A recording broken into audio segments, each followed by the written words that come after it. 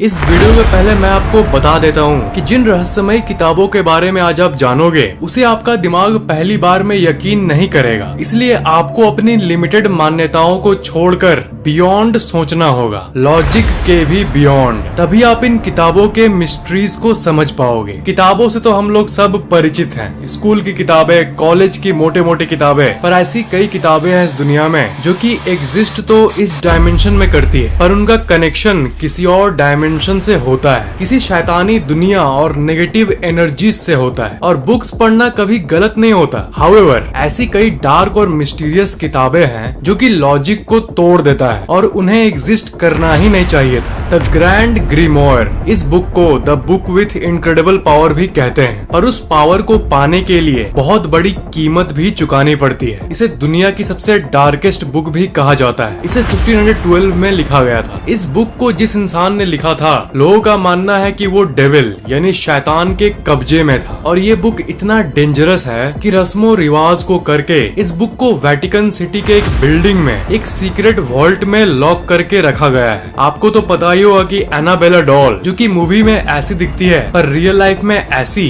उस real life के doll को आज भी एक रूम के अंदर रखा गया है। तो इस बुक का भी कुछ ऐसा ही हाल है। शैतान और डेमन को कैसे कांटेक्ट करे, ऐसी ऐसी चीजें इस किताब में लिखी गई है। और ये भी माना गया है कि अगर कोई इस किताब को पूरा पढ़ ले तो इसका मतलब आपको अपना सोल यानी अपने आत्मा को डेविल को बेचना होगा। और यही वो मेन कारण है कि इसे वॉल्ट में बंद करने की नौबत आ गई है। द बुक ऑफ एब्रामेलिन, ये 15वीं सदी का एक किताब है जिसे 1900s में इंग्लिश लैंग्वेज में ट्रांसलेट किया गया और तब से इसे श्रापित माना जाता है। इस किताब को अब्राहम नाम का व्यक्ति लिखा था। अब्राहम इजिप्ट गया था और वहाँ एक जादूगर, एक मैजिशियन मिला इसे और उसने इसे कई सीक्रेट मेथड्स ऑफ मैजिक बताया, इस दुनिया के बियॉन्ड के शैतानी शक्तियों के बारे में बताया। तो अब्राहम उन सारी नेगेटिव ज्ञान को, उन सारे रिचुअल्स को एक जगह पर लिखा और वो एक किताब के रूप में उभर कर आया, जिस किताब के बारे में हम लोग बात कर रहे हैं अभी, द बुक ऑफ एब्रामेलिन। इस किताब में भी आपको अजीब अजीब टॉपिक्स मिलेंगे, अजीब रिवाजें, जैसे मरे हुए लोगों को कैसे जिंदा करें, दुनिया में अलग अलग सोने और ट्रेजर की लोकेशन, स्पिरिट से कांटेक्ट करने का तरीका, इनविजिबल यानी गायब होने का जादुई तरीका, यहाँ तक उस किताब में हवा में उड़ने का भी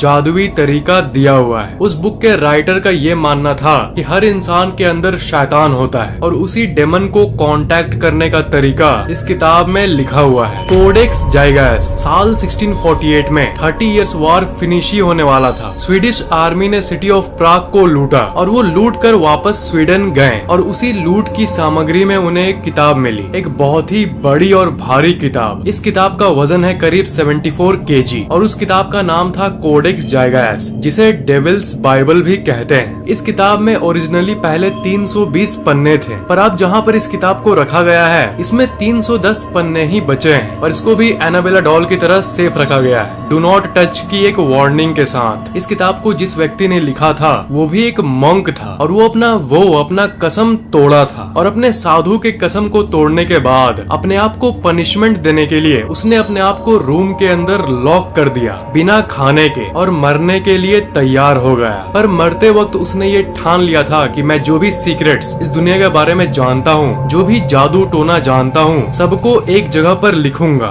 फाइनल नाइट यानी उसके जिंदगी की आखिरी रात में भी वो बुक को कंप्लीट नहीं किया था, इसलिए उसने डेविल को बुलाया बुक को कंप्लीट करने के लिए। डेविल को उसने कहा कि मेरी आत्मा ले लो पर इस बुक को कंप्लीट कर दो। और करोड़ों लोगों का ये मानना है कि उस बुक को कंप्लीट वो डेविल खुद किया था और वही वो आखिरी 10 पेजेस थे जो कि डेविल के हाथों से खुद लिखा गया था। पर बाद में जाकर हुआ ये कि डेविल के हाथों से लिखी गई 10 पेजेस को किसी ने रिमूव करके चुरा लिया और वो सीक्रेट नॉलेज किसके पास है और वो उसका सही इस्तेमाल या गलत इस्तेमाल कर रहा है, ये बात किसी को नहीं पता। अभी रियल टाइम में भी कहीं ना कहीं वो 10 पेजेस किसी न किसी के पास है, पर किसके पास है नो वन नोज।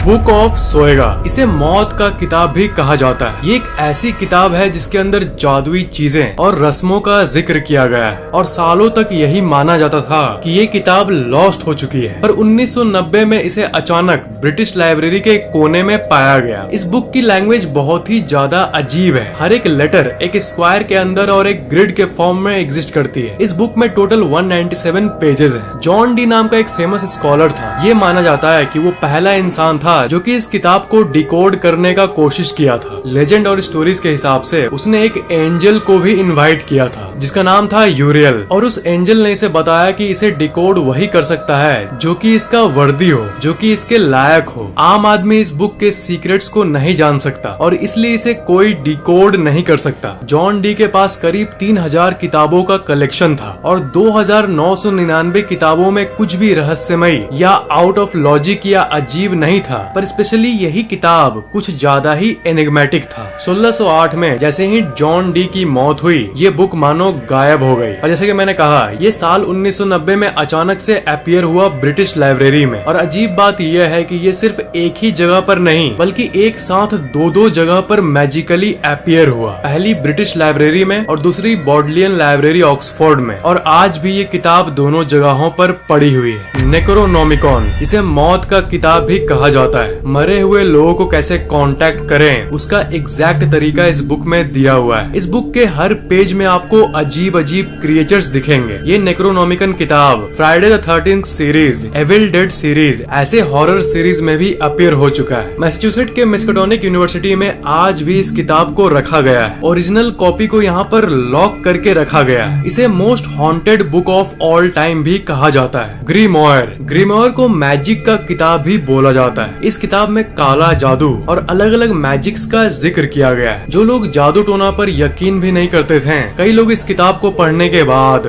जादू टोना को ही अपनी जिंदगी का मकसद बना लिए हैं। इस बुक का लैंग्वेज अननोन नहीं है और इसे डिकोड किया जा चुका है, पर जो इसे पढ़ता है उसका दिमाग बुरी तरह से ब्रेन वॉश हो जाता है। द ऑर्फन्स स्टोरी एक ऐसी किताब है जिसे ईयरली 1600s में लिखा गया था। ये एक मॉन्क यानी एक साधु के हाथों से लिखा गया था। इस बुक को भी डिकोड और ट्रांसलेट किया गया है, पर सबसे स्केरी बात यह है कि इस बुक को श्रापित माना जाता है। इस बुक में एक जवान लड़के का कहानी है जो कि 14 साल में ही अपना होम टाउन छोड़कर स्पेन के एम्पायर वाले रीजन में चला जाता है, लाइफ में फॉर्च्यून, लक और लाइफ में आगे बढ़ने के लिए। और स्पेन जाने की जो जर्नी होती है उसकी कहानी होती है इस किताब में। कैसे समुद्र में वो पायरेट से लड़ता है, उसका कई जगह रोमांटिक इनकाउंटर होता है और कई स्किल्स को सीखकर वो एक सोल्जर बन जाता है, फिर बाद में जाकर वो एक मॉन्क बन जाता है। सबसे अजीब बात यह है कि इस किताब को 1600 में लिखा गया था, पर इसे लगभग 400 साल बाद 2018 में ही पब्लिश किया गया, जनता के सामने लाया गया। इस किताब की कहानी एक नॉर्मल किताब की ही तरह है, पर फिर भी लोग इसे कर्स्ड मानते हैं क्योंकि 2018 के पहले जो भी व्यक्ति इस बुक को ट्रांसलेट करने की और पब्लिश करने की कोशिश करता था वो किसी न किसी एक्सीडेंट या किसी कारण से मर जाता था। न जाने कितनी बार इस बुक को पब्लिक के सामने लाने की कोशिश की गई है, पर हर बार इस बुक को पब्लिश करने वाले व्यक्ति के साथ कुछ न कुछ हो जाता। पर जिन लोगों ने 2018 में इस बुक को पब्लिश किया,